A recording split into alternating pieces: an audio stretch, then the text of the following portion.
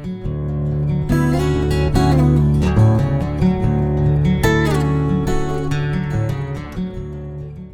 right. So let me share my screen. What I'm sharing is a free download from the Gottman Institute. For those of you who are familiar with the work of John Gottman, amazing work. He is the researcher behind emotional bids and just amazing work. If you saw, that'll be a later conversation. But this is free. It's a free download from his website. So it's really big. So I can't show the whole thing at once. But I want you to see it and see all of the amazing, wonderful emotions that we as human beings have the opportunity to feel. While you're looking at that, I'm going to pull up the name of this book so I get it correct.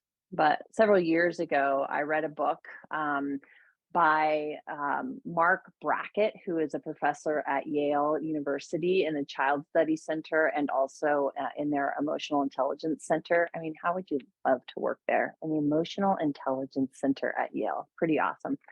But he wrote this really amazing book called Permission to Feel. And in it, it's just chock full of research and evidence based models that we can use to begin to understand the scale of emotions, the spectrum of emotions that we have, how to make space for those in our lives, and how to manage those so that we can continue to work towards our goals, towards our desired outcomes, as opposed to letting emotions guide us. So the reason I bring this up is that he outlines this research that was in his book, and I really love it. And so what they did in this center, in one of the EI center, is they took teachers and they had a conversation with them. And there were two groups. One, group A, they led them through a negative story or guided them through their own negative memory. I'm sorry, not emotion, negative memory. So about a 10-minute conversation. And then group B had the same 10-minute conversation, except that it was about something positive. So either the researcher shared something positive with them or they were guided through a positive experience in their past. That was it. And then the teachers went out and they graded papers. And then the researchers got these. And before they graded them, they asked, do you think your emotional state had any impact on your grading? And the teacher said, no, I don't think it did. And so what they found overwhelmingly is that those who had that negative experience or memory or conversation graded lower, graded a full 1 to 2 grades lower than those who'd had a positive conversation or experience. And the key takeaway for me in that was that there was no connection in their mind to my emotional state and my behavior. Right? And what we know from neuroscience, from research, from psychology, all of the fields is that emotions and behavior are inextricably connected. Emotions guide our behaviors. And overwhelmingly, we are uneducated and unaware of the spectrum of emotions, right? And so here is this really important thing that guides our behavior that we don't really have a lot of language for. Most of us, this is another body of research that came from Brene Brown, really can only identify, like, I feel sad, mad, or happy. That's kind of the extent of our emotional spectrum, which you can see in the middle of this wheel. But look at all of this. And of course, this is not comprehensive, right? And so the more that we can identify what's the emotion that I'm experiencing, we then get to have this very mindful experience with it to say, what does that feel like in my body? And how do I want to be with that emotion? So many of us say, well, I did this because I was mad, right? I said that because I was mad, except that there's a space in there that we get to be connected to. I feel this feeling, which maybe is out of my control, but what I do with that feeling is within my control. And so how do I get into that space more often? How do I make space a safe space to feel, especially these ones on the upper part of this circle, right? We sometimes don't make a lot of space for those, or they may even feel unsafe for us. And so, how do we have a mindful experience with those? The last thing I'm going to say, and then I'll guide us into our practice, is that the mindful work here, the mindfulness part of this, is that we remind ourselves, I'm having this experience of this emotion. So I'm not helpless. This is what helpless feels like in me, right? I'm not angry. I am experiencing anger. There's a big difference in that.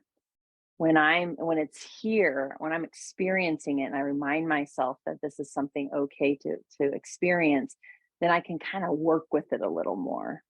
If I am angry, it becomes more woven into my fabric, my identity, and that can get a little hard for the brain to separate. So just even playing with that wording, I'm stressed, can become, I'm experiencing stress. This is my experience with stress. So with that, let's close our eyes, or you can simply keep your eye on this wheel. I'm sorry, I can't show the entire thing, but I'll just leave it up here so you can take a peek at it. Find your breath in your body in this moment.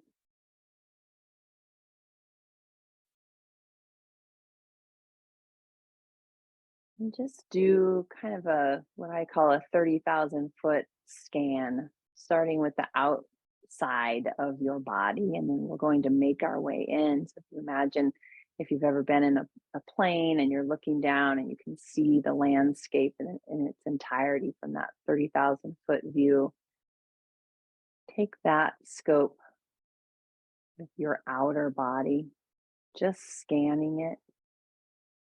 What do you notice? What are the thoughts or emotions as you do that scan? What inner dialogue are you experiencing? Become the observer of that inner dialogue and of the emotions that are connected to it.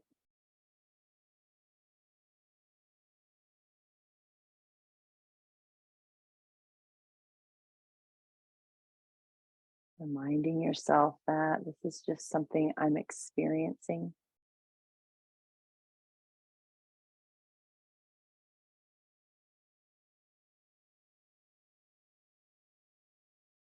And now zoom in a bit. Zoom into your body.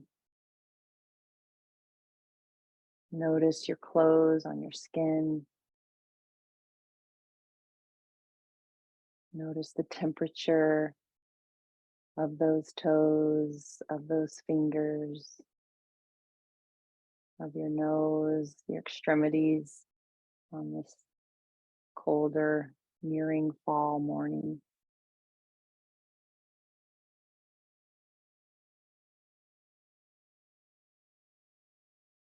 Notice your belly and its breathing and its movement.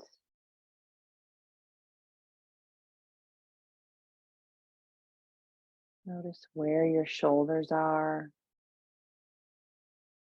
and allow them to fall into place.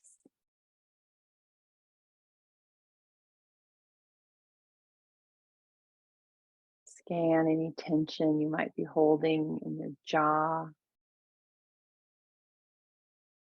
your tongue, and just allow a relaxation,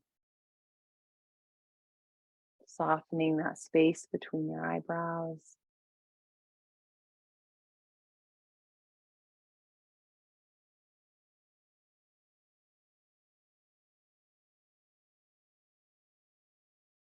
And then go in even further, scanning your emotional state this morning.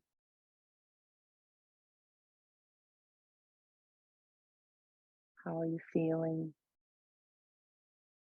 How are you being? And can you just make space for that experience without any clinging to a story or an identity? And we all meet this at different levels. Can we make a little space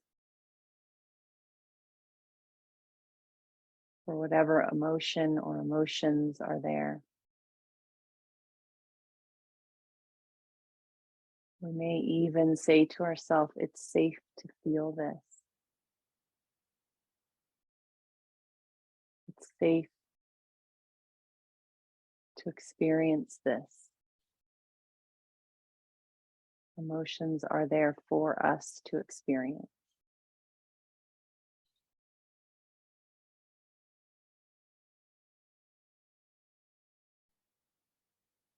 When we find ourselves in this space, noticing that we can mindfully be with our emotions, we can then follow up with some curiosity.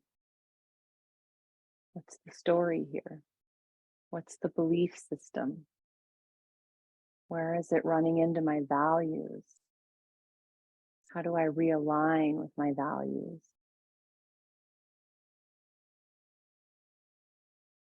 What does self-care look like as I feel this and experience this?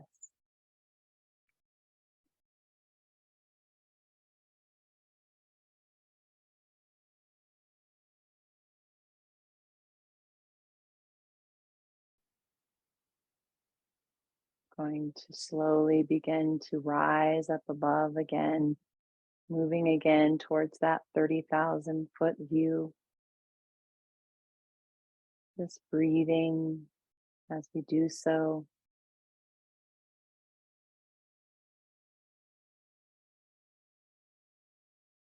Taking a moment before we close out just to sit in silence, perhaps noticing any thoughts or intentions that you want to take from that practice.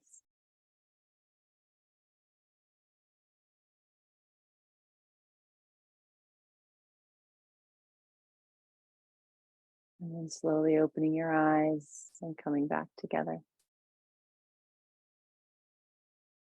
Thank you, everyone. Have a wonderful weekend, and we'll talk soon. I hope you register for the mindfulness masterclass. I hope to see you Wednesday, and if not, I will see you on Friday.